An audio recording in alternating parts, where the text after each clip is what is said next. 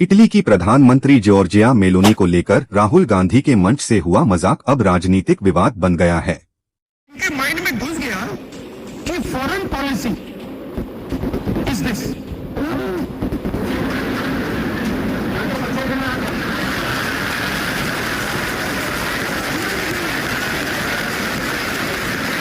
अब पता नहीं किसने डाला, कहां से घुसा। तो भाई फॉरेन पॉलिसी का मतलब imagine the ignorance foreign policy. एक चीज पूछ सकता हूँ, मैंने नहीं समझ के तो नहीं पकड़ा था। लेकिन यहाँ एक बात साफ समझना जरूरी है, यह टिप्पणी राहुल गांधी ने सीधे नहीं की थी। राहुल गांधी पीएम मोदी की विदेश नीति पर हमला बोल रहे थे और इसी दौरान उन्होंने कांग्रेस नेता संदीप दीक्षित को गले लगाया। इसके बाद संदीप दीक्षित ने मेलोनी का नाम लेकर मजाक किया और राहुल गांधी वहां हंसते हुए नजर आए। अब सवाल है, इसका असर क्या होगा? बीजेपी इसे सिर्फ राजनीतिक मजाक नहीं, बल्कि भारत की विदेश नीति और एक विदेशी प्रधानमंत्री के सम्मान से जोड़कर देख रही है। बीजेपी ने राहुल गांधी से माफी की मांग तक की है।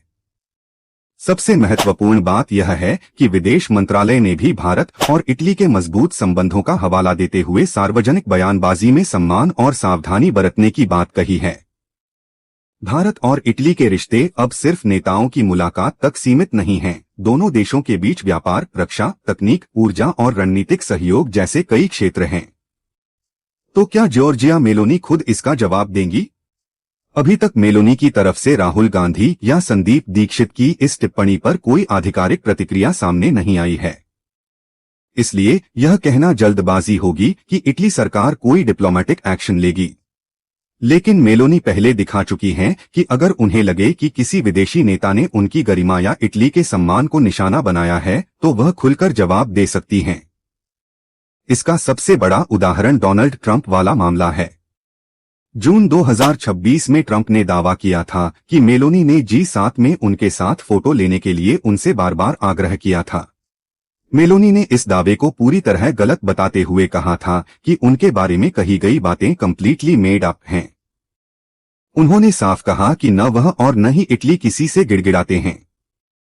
यानी मेलोनी अगर इस नए विवाद पर जवाब देती हैं तो वह शायद व्यक्तिगत लड़ाई की बजाय डिप्लोमेटिक और पॉलिटिकल तरीके से जवाब देंगी।